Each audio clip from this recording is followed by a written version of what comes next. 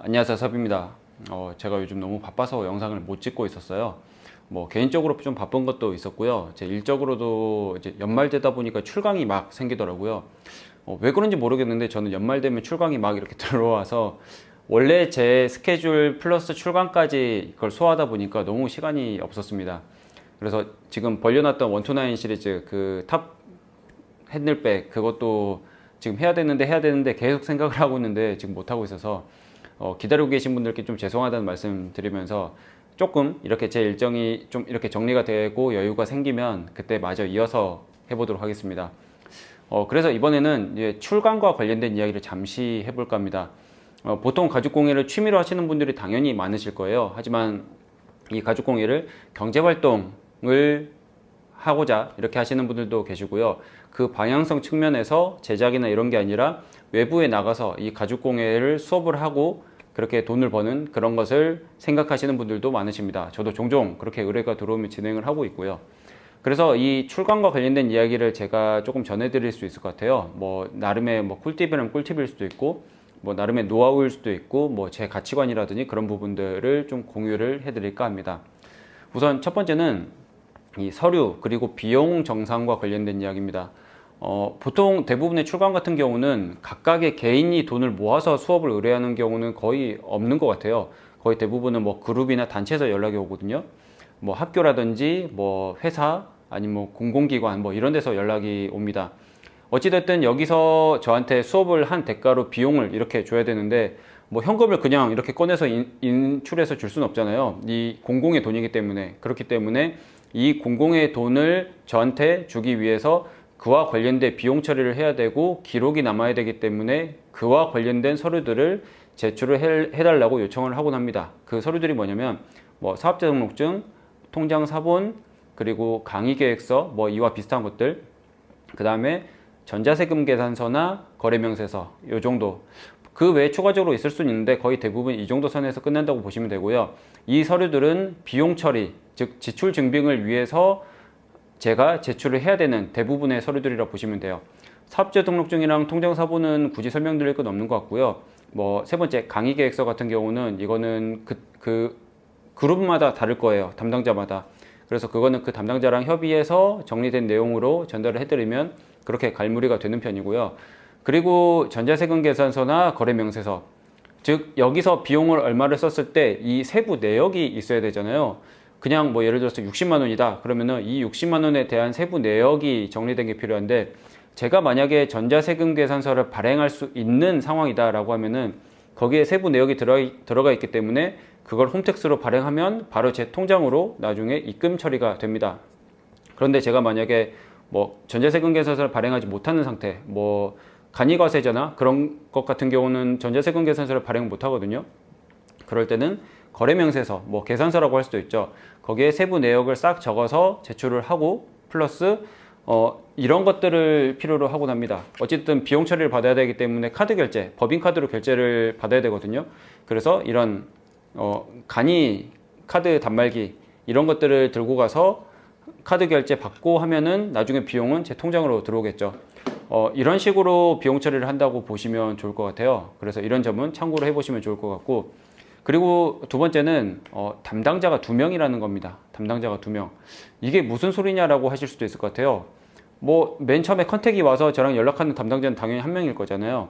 하지만 그 외에 숨은 담당자가 1명이 더 있습니다. 그게 뭐냐면 이 비용 처리와 관련된 담당자예요. 대부분의 이 프로그램을 주관하시는 분 같은 경우는 뭐 시간이 언제다, 장소는 여기서 한다, 아니면 인원이 이 정도다, 이런 것들을 저랑 직접적으로 이야기를 하시는데, 이 비용 처리를 어떻게 할 건지, 아니면 어떤 서류들이 필요한지, 뭐 날짜나 이런 것들을 어떻게 할 건지, 혹은 이런 것들을 통해서 제가 뭐 모바일 전자영수증으로 해가지고 건네드리고 나중에 법인카드로 결제를 받는지, 이런 것들 같은 경우는 저한테 컨택을 주신 담당자분이 하지 않는 경우들이 거의 대부분입니다. 이분은 정말 프로그램 진행을 위해서 그렇게 연락을 주시는 분들이고요. 이 비용 정산, 즉 행정 처리와 관련된 담당자분은 따로 계시기 때문에 저 같은 경우는 이 담당자를 통해서 이렇게 비용 처리 담당자를 위한 이런 이야기가 오가는 걸 별로 좋아하진 않습니다. 왜 그러냐면 이 중간에 계신 분이 괜히 귀찮기도 하고요. 가끔 이렇게 왔다 갔다 할 때 이야기가 와전이 되는 경우들이 있어요. 그래서 다시 한번 또 일을 해야 되는 경우가 있거든요. 어떤 서류 작성이나 뭐나 그런 데 있어서 뭐가 부족하다라든지 그런 것들을 들을 때, 그러면 제 시간이 너무 아깝잖아요. 그렇기 때문에 저는 처음부터 어떻게 하냐면 이 비용 처리와 관련된 담당자분의 연락처를 달라고 합니다. 그러면 제가 직접 이 행정 담당자분께 연락을 드려서 서류가 정확히 어떤 게 필요한지, 혹은 뭐 날짜라든지 이런 처리들은 어떻게 하는지에 대해서 정확히 여쭤보고 거기에 대해서 서류를 준비해서 제출을 하죠. 그렇게 하면 오히려 이렇게 왔다 갔다 하면서 발생되는 휴먼 에러나 이런 것들을 방지를 할 수가 있거든요. 그러면 저도 편하고 이 중간에 계신 분도 편하고 이 행정 담당자분도 편하고, 그렇기 때문에 이런 식으로 처리를 하시면 조금 더 수월하게 할 수도 있고요. 이 프로그램을 주관하시는 담당자분한테 제가 뭔가 조금 더 메리트가 있게끔 느껴질 수가 있는 거죠. 그리고 세 번째는 여분을 챙겨가라는 겁니다. 여분. 제가 이 얘기는 예전에 다른 영상에서도 말씀을 드렸을 거예요. 보통 출강을 뭐 20명을 기준으로 간다라고 하면은 20세트를 당연히 준비를 하잖아요. 하지만 저는 여기서 보통 한 2세트 정도, 한 10% 정도는 여분을 조금 더 준비를 하는 것 같아요. 왜 그러냐면 당연히 제가 그렇게 준비를 했음에도 불구하고 사람이 실수를 할 수가 있잖아요. 20개라고 생각했는데 19개를 만들 수도 있고, 그럼 이제 난리가 나는 거 아니에요. 여기 온 사람은 20명인데. 혹은 제가 이미 만들어 놓은 세트에 오류가 있을 수도 있잖아요. 그러면 온전한 다른 세트로 대체를 할 수도 있는 거고요. 혹은 어떤 사람이 그걸 보고 나서 인원이 추가돼서 내가 신청은 안 했는데 이걸 좀 하고 싶다라고 하는 경우들이 더러 있습니다.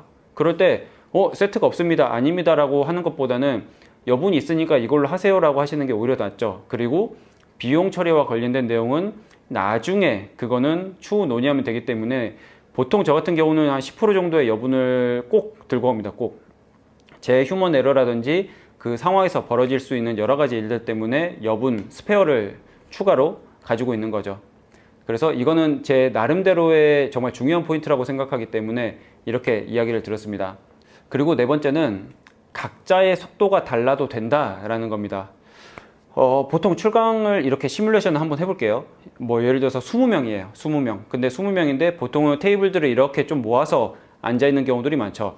예를 들어서 5명, 5명, 5명, 5명이 있는데 이 20명한테 제가 앞에서 자, 실은 이렇게 세팅하는 겁니다 라는 식으로 해가지고 이렇게 해서 20명이 완료가 될 때까지 기다렸다가 바느질을 이렇게 합니다 라고 하면서 20명이 완료될 때까지 기다리고, 이런 식으로 하면 시간이 너무 더디게 갑니다. 특히나 뭐가 발생하냐면 잘하시는 분이랑 못하시는 분의 속도 차이가 정말 많이 나요. 잘하시는 분 같은 경우는 다 하고 나서 기다리고 있는데 못하시는 분이 한 분 혹은 두 분 정도는 언제나 있거든요. 그러면 이분이 끝날 때까지 제가 이 다음 넥스트에 대해서 얘기를 하지 못하게 되는 거죠. 그러면 시간만 허비가 되고 뭔가 효율적으로 돌아가지 않는 경우들이 많습니다. 그렇기 때문에 저는 어떤 식으로 하는 경우들이 있냐면 각각의 테이블 혹은 각각 개인마다 속도가 달라도 된다라고 생각하는 편이거든요. 특히나 이거는 이제 약간 집단지성이라고 해야 되나? 그런 것들을 좀 이용하는 것도 있는데, 예를 들어서 20명, 30명이 있다 하더라도 저 혼자 가서 커버할 수 있는 건 뭐냐면, 뭐 예를 들어서 처음에 딱 시작할 때 대충 이렇게 하는 겁니다 라고 합니다. 이거는 각각의 사람들이 제가 대충 얘기하는 것을 알아들으라고 하는 게 아니라 계략적인 순서만 알려주는 거죠. 실을 이런 식으로 세팅을 한다 라는 식으로. 그렇게 하고 나서 각각의 테이블, 예를 들어서 4명이면 4명, 5명이 모여있는 테이블을 가서 알려줍니다. 그러면 그 중에 꼭 누구 하나는 거뜬히 해내는 사람이 있거든요. 그러면 그 사람 믿고 다음 테이블로 가도 되는 거예요. 생각보다 이 사람들끼리 다 아는 사이고 그러기 때문에 이렇게 서로 이렇게 하면 알려준다라고 하고 그런 식으로 충분히 진행이 될 수가 있거든요. 그러면 여기는 여기 나름대로 뭔가 진행이 될 수 있고, 저는 여기 가서 또 봐주고 저기 가서 봐주고, 그런 식으로 하면 생각보다 각자 다들 뭔가 속도에 맞춰서 진행이 되기도 하고 조금 더 효율적으로 되는 것도 없지 않아 있습니다. 그러면 이거는 실 깨기 뿐만이 아니라 바느질도 마찬가지가 되고요. 그 외에 뭐 토큰홀 처리나 그런 것들, 그 외에 있는 것들도 제가 계략적으로 한번 순서만 읊어드리고 각 테이블마다 알려드리면은 뭔가 조금씩 속도가 다르더라도 효율적으로 굴러갈 수가 있는 거죠. 그리고 이렇게 하는 이유는 뭐냐면, 제가 출강을 가서 수업을 들으시는 분, 뭔가 만드시는 분의 각각 개인을 보았을 때 이 각각의 개인이 뭔가 딜레이 타임, 딜레이 타임을 최대한 줄이기 위해서 이런 식으로 한다라고 보시면 좋습니다. 그리고 다섯 번째는 선택지가 있으면 좋다입니다. 선택지. 뭐 예를 들어서 카드 지갑을 20명이 만든다고 생각을 해볼게요. 그런데 이 카드 지갑을 모두 동일한 색상, 그리고 실도 한 가지 색상 하면은 이 20명이 동일한 걸 가지게 됩니다. 그런데 이 20명이 동일한 걸 가지는 데 있어서 좋다라고 하는 사람은 단 한 명도 없을 거예요. 정말로. 내가 저 사람과 똑같은 걸 가지고 있네라고 생각해서 이걸 좋다라고 생각하시는 분은 단 한 명도 없을 거고요. 내 것 좀 달랐으면 좋겠는데 라고 생각하는 포인트가 있을 겁니다. 하지만 저 같은 경우에 제가 준비를 미리 다 해가야 되는데 이 20명의 개인 취향을 다 맞출 수가 없잖아요. 그러면 여기서 선택지를 줄 수 있는 요소가 있습니다. 바로 실이죠, 실. 가죽은 제가 한 가지로 해가지고 해야 싸우지 않고 공평하게 할 수가 있는데, 실 같은 경우는 제가 뭐 7개면 7개, 8개면 8개 실을 그냥 통으로 들고 갑니다. 그러고 나서 수업 시작하기 전에 마음에 드는 실 이만큼을 끊어오라고 하는 거죠. 그러면 나는 내가 선택을 한 요소가 있기 때문에 내 나름대로 다른 사람과 차별점을 줄 수도 있고, 내가 고른 거기 때문에 그만큼 더 만족감을 느낄 수가 있습니다. 즉 선택지를 통해서 만족감을 줄 수 있는 요소 중에 하나가 실, 색상이라는 거죠. 다른 사람과 달리할 수 있으면서 내가 골랐다라는 그런 만족감. 정말 사소한 거긴 해요. 사소한 거긴 한데 이 수업을 들으시는 분, 출강을 가서 수업을 들으시는 분의 만족도를 위해서라면 이 정도쯤은 할 수 있지 않을까라는 생각을 하기도 하고요.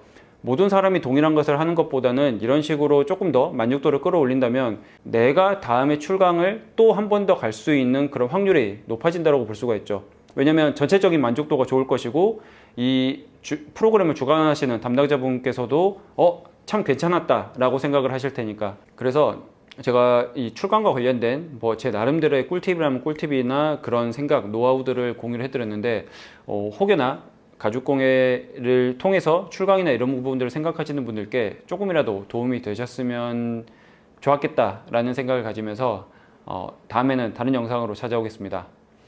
감사합니다.